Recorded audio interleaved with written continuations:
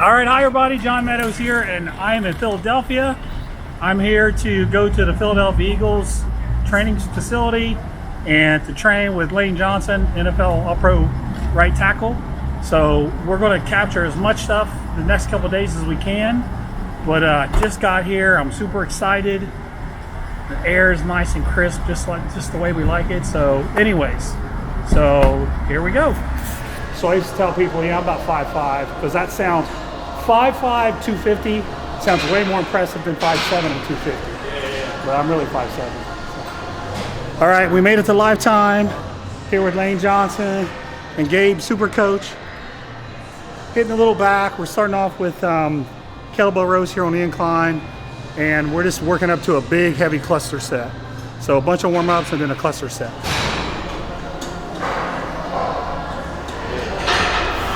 There we go, right there, right there.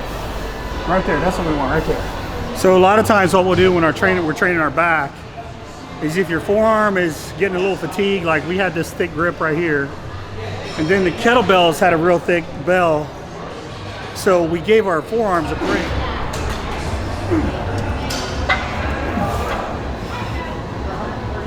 20, there we go. All right, so now we're gonna go get some food. Where are we going? Firebirds. Firebirds Grill. Firebirds Grill. I'm not sure what they have, but I'm sure there's something on there that we'll enjoy. Filet with a baked potato. What did you get, Gabe? Got a 9-ounce filet with tots, but he got more tots than me, and I'm not happy about that. It's none of your damn business what I got, son.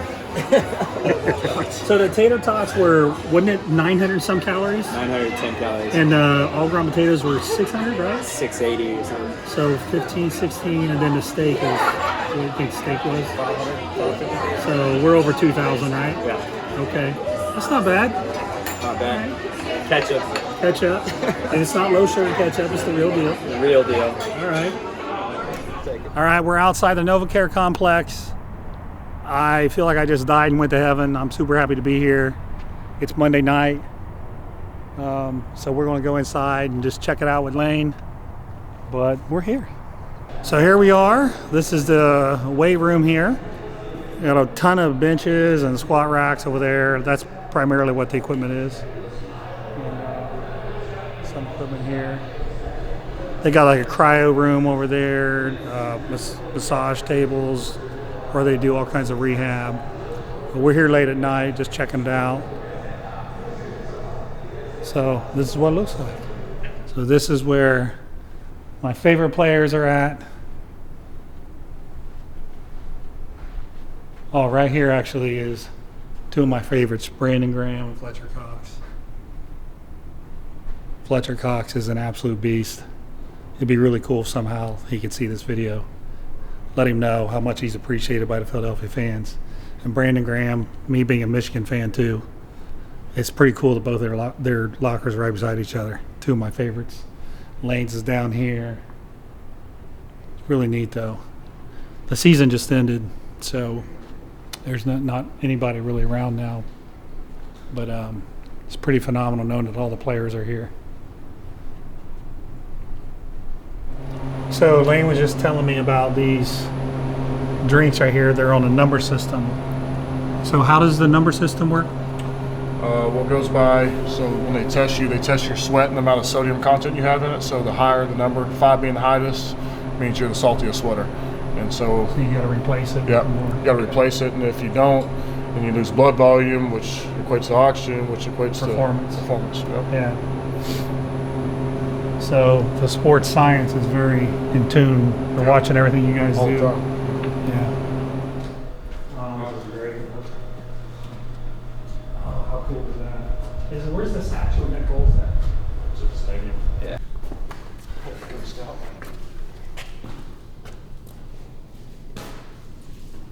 Buddy Ryan. Oh, this is really cool. All right. Here's the cafeteria here for the players.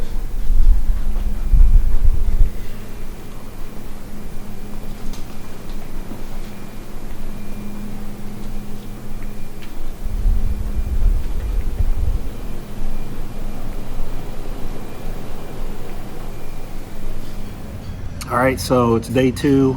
I just had breakfast. I had 2 hard-boiled eggs and 2 or 3 pieces of French toast, a cup of coffee, and some water. That's pretty much it. And now I'm just getting a little snack here before I leave. So we're going to train again today. The reason that Lane is doing the bodybuilding type programs now, not just the athletic stuff, is he's just looking to put on overall size. And we know that a larger muscle fiber can produce potentially more force. So the bigger he can get, the better he can, be in terms of strength. And then also just putting on muscle. When you're a lineman, you're harder to move. The bigger you are, especially if you have a strong core, you're harder to move. And so we're just trying to focus on putting on a lot of muscle with the program. And that's it. So let's see how day 2 goes today. All right, so we're headed to Iron Sport Gym. And if you guys don't know, that's a really hardcore gym. Steve Paulsonella, the crazy man, owns it. A lot of elite FTS equipment. So that's where we're headed now. So we'll see when we get there. All right, we're here at Iron Sport. We're gonna go in, check it out. Leg day. Did you have one of those little bags? See you later. Good hard leg day. Here we go. Easy 3. Good control. Tight back. Good control. There we go, right there.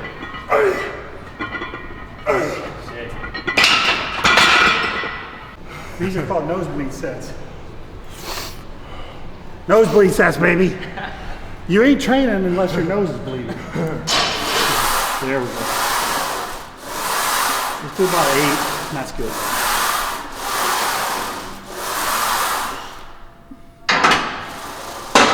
Good. I like that. You see what I mean? How there's, so we're unloading the bottom. The band's helping us out the bottom. It's easier on his knees. It's easier for him to get a full range of motion as well.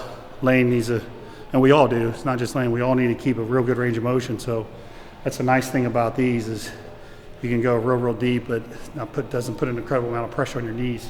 All right, hi everybody. John Meadows here. We're at Iron Sport Gym, Steve's gym here in Philadelphia, and I'm with NFL All-Pro tackle Lane Johnson, who is a member of my favorite sports team in history, Philadelphia Eagles, in case you're under a rock somewhere. Lane, thanks for joining me. Thanks for having me. I appreciate it. We just finished training legs, and so your season has just come to an end. Mm-hmm. Talk to us a little bit about, when the season's over, what are you trying to do now in the weight room? Really, it's all about recovery, so getting your body ready. So right after the season's done, rehab, any injuries you may have. And then as far as the off season's concerned, it's really about what you're feeling, but I like to mix it up. And so this has kind of been interesting to me for some time, just to kind of pick your brain and kind of get in this field. So trying it out and try to implement it in my workout. So we have a few months before OTA start there in April, spring ball. So April. So we got some time to get some training in and learn as much as we can. I don't know if I can wait that long for football. Well, I'll tell you what, I can. Yeah. Speaking of that, so in our training today, we had to be a little bit careful with your ankle. Yeah. Couple. December there, 9th, yeah, I was gonna say sometime in December you got that rolled up on. Yep, high ankle sprain, so like my second year in a row. So those are nice and fun, but other than that, we did some stuff to kind of train around that. And really, no pain as far as the training was concerned, and kind of got everything we wanted in. I'm sure you can watch the videos. There was lots of good work being put in today. Well, so I've worked with athletes in the past, and the fun thing for me is I do like all the athletic type training. I actually use a system called French contrast training, but there's also, like what we're doing now is hypertrophy training, and there's also room for that for people. Like people, I think, sometimes forget the basic fundamentals of a muscle fiber. The bigger it is, the more force it can produce. Yep. And as long as you maintain flexibility, things like that. So I'm happy to see guys, have a little part of their off season where they dedicated to actually getting bigger. And yeah, it's something new because, as you know, during the season, you have your speed phase, your power phase, and then as you get on in during the season, your lifting adapts due to the stress load. So after the season's over, like I said, you get more time to really concentrate on what you want to do and learn. And so this week was really big for me and a lot of fun. When you're during the season, like how many times do you guys hit the weights a week? Do you still really do a lot? Yeah, it's usually 2 or 3 times a week. We go in, and so our strength coach Keith Gray works with the linemen, so usually in there with my guys. We do a lot of box squats, do a lot of posterior chain work. A lot of what we do as a lineman is always pushing and always trying to root guys out of the hole. So we try to concentrate a lot on our posterior chain, our back, you know, our glutes, you know, just our legs in general, just to kind of reverse that. And I feel like the strength and everything is important, but man, the technique is. Do you feel like at your level you just got to kind of have flawless technique or close to it? Well, yeah, it's a lot about injury prevention. I mean, as you know, a lot of times when you're younger, you get in the weight room, you don't know what you're doing, but all you know is you want to put on weight and make sure you know that you're lifting better than everybody. But you know, as the seasons stack up, really it's about injury prevention. Make sure you're doing the right weight and getting strong for you, not necessarily competing against anybody else, but really competing against yourself and hold that to the standard. And really, that's it. So like some of the YouTube and Instagram bodybuilders, they compete for Instagram titles, right? Yeah. So I mean, you got to be smart though. They get Instagram money though sometimes. So That sometimes they do. no shame in that. What so you've been in the league for 7 years now. I'm going to just give you some rapid fire questions here. Toughest lineman you've ever had to block? As far as quickest, probably is Von Miller. As far as coming off the ball, the speed. When it comes to power, Cam Jordan has power. I mean, Von has power. Khalil Mack's up there, so those three are pretty tough guys. Some animals there. Yes. Do you have, if you could just pick one game as an Eagle that you'll never forget, like what's at the top? You know, I have like a competition I'll never forget. What about as a game? Do you have like a game in your mind that you just never forget? I mean, obviously the Super Bowl's up there. Really, I think my first game, just because we had Chip Kelly in here, new offense, you know, coming to the NFL, is it going to work? And we play against the Redskins. So my first start, and I think we ran like 53 plays in the first half, and we scored a lot of points. And I was like, say, we're about to win the Super Bowl this year. But as far as excitement, that was up there. And then the Snow Bowl that we had a few years ago against Detroit. I think it's my second or third year. Okay. I remember that. You guys won. Yeah, I remember going on the field, warm-ups, and it was fine. It was snowing a little bit, and then we come in, and right before they call the whistle to go out, we walk outside, and it's like a damn foot and a half of snow. I'm like, what the hell is going on here? So I remember that game. A lot of slipping and sliding. Some guys had real big studs on their cleats so they could grip. I unfortunately didn't, so it was a lot of slipping and sliding that day. So it was a lot of fun though. That was in Detroit, wasn't it? No, it was in Philly. It was in Philly? It was in Philly. I remember the running back that day had a big game. Yeah, LaShawn, I think he had. Yeah, he had a big game. First half was kind of slow, and then the second half, I think he ended up totaling like 216 rushing yards. Yeah, he exploded that game. Yeah, he actually came in the second half, and he got his cleats adjusted, so his cleats are literally studs on him like that. So it was a lot of fun. So that wouldn't feel good to get stepped on if you're. Yeah, I mean, LaShawn I can handle, but I don't know about Brandon Brooks next to me having studs like that. It may go through your foot. What size shoe do you wear? 16. 16, all right. The biggest that I've had the chance to encounter was a dude named Chance Warmack. He's about 6'3", and he wore 19 or size 20, so that's the biggest. At 6'3". Boy, had a Ronald McDonald foot on him. What about, were you in any other sports growing up in high school? So growing up, I mean, my big thing was basketball. So before I went to a new high school, you know, as far as youth league, I did a lot of football. I did basketball, baseball. Really liked baseball. And then once I got in high school, I liked track and field. So I'd say basketball and track and field probably the biggest correlation as far as transferring to sports. Okay. Other sports. What did you do in track? What events were you? I did the hurdles. Used to do the hurdles, and then I did the quarter. My fastest time was like a 50 flat, a 49 split, so that's pretty good for a big dude. I was like 220. Most of the guys I'm competing against about 160. But, so I did that. I did the mile relay, and then I did the shot put. So okay, all right, weird, yeah. All right. So, did you have like a point in time where you said, "I can make it in the NFL"? Like, do you remember at a certain point saying, "I can do this"? Like, I can excel and be. Probably my senior year. What most people don't know, or some do know, I switched to tackle going into my junior season. So I was a quarterback going into college, and I played tight end a little bit, and then I switched to DN. I was around 280, and then one of our tackles got hurt, and so Stoops came up to me as my college coach, Bob Stoops, and asked me if I wanted to switch, and I was like, hell no, I don't ever want to play offensive line. And then ended up playing right tackle that year, swallowed my pride, and then really going into my senior year, I switched to left tackle and had a few big games early, and I started noticing my name kind of rising up on the charts. So, and that's when I knew I had the opportunity to play. Okay. You were a first-round draft pick. Yeah, right. But going into that season, I was like a sixth, and then midway through the season I was a third. So as the combine came and the Senior Bowl, that's what kind of propelled me over. Gotcha. Okay. So, you know, we always hear this talk about when you go to the NFL, it's like another level. It's another level of speed. Yeah. Talk to me about your first year in the NFL. Did you see this unbelievable change in speed, and what was it like? The speed, the power, and then probably more than anything, just the intelligence of the players. So stuff you could get away in college, you know, switching your stance up some in the run game and switching that stuff up in the stance game, that's stuff that those guys easily identify.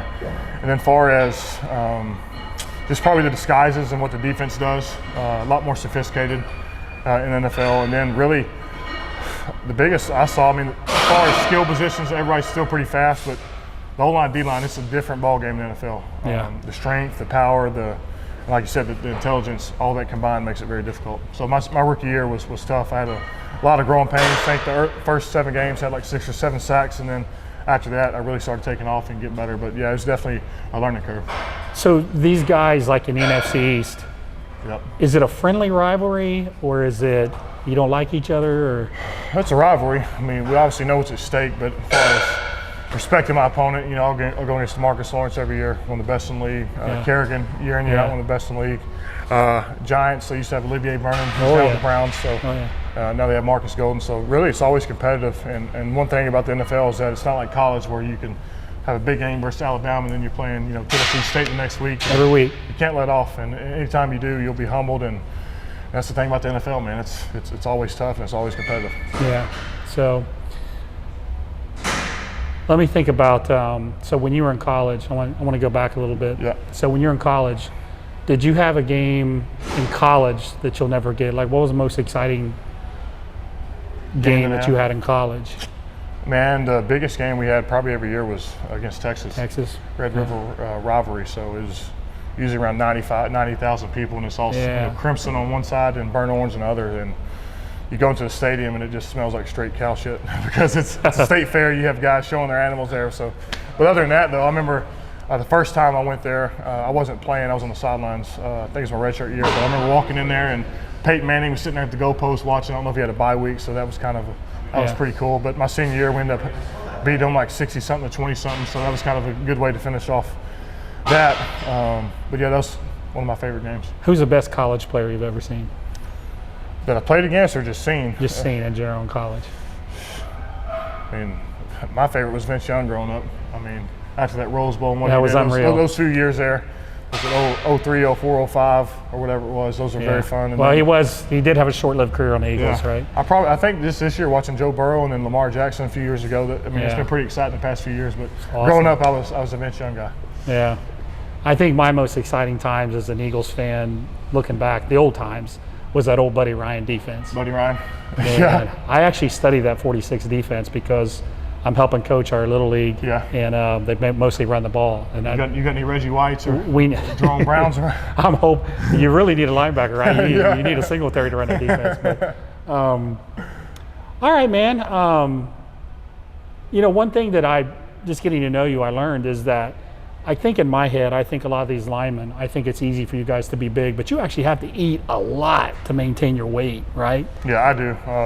I mean, probably if I wasn't lifting, I'd probably be down to 275, 280. So my goal weight during the year is 320. So you have a weight range, 320, 325. Yeah. I'm a little bit lighter now since the injury, but yeah, it's usually eating all the time. So, and as far as me, if I skip meals or something, I'll lose weight. But if I can stay around 320, I feel good. I have my power. And really that translates well for me. But yeah, I mean, other than that, no, it's pretty similar, I guess, bodybuilding as far as eating. I mean, we every 3 hours, right? We get a little bit sloppy sometimes, but it is what it is.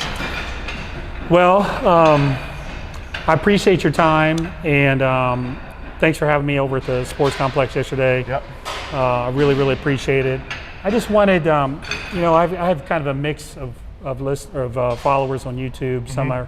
Some have an interest in sports, some just bodybuilding, but I think it's always good to meet people who are at the top of their game in these different arenas, and you're certainly at the top of your game. And the thing that I like too is, you know, I meet people like yourself, and you're just good people, right? There's no, I mean, I'm happy to say you're not Antonio Brown, you know, just good people. So it's a pleasure for me to to be able to come down here. I appreciate it. I'm sure everybody watching. Yes, it's been fun. I think one thing I've learned just being around the powerlifting community and then the bodybuilding, just like you said, even yesterday when you're competing, 25 years, never missed a meal, never missed a workout, and so that's stuff that people don't really see. All they see is the end result on the stage, and they don't know about the stuff and the lifestyle. And so, as far as that discipline and the mindset you have to do that, I respect that just because.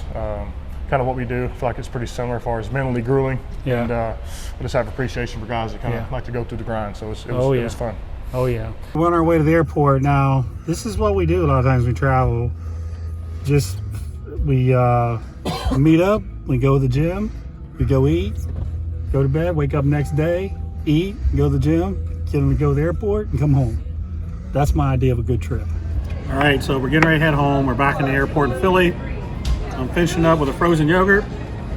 Anytime I'm in an airport and I have at least an hour, I seek out the frozen yogurt. So we had an awesome couple days. I hope you guys enjoyed it. And hey, we'll see where we go next time. So thanks for watching.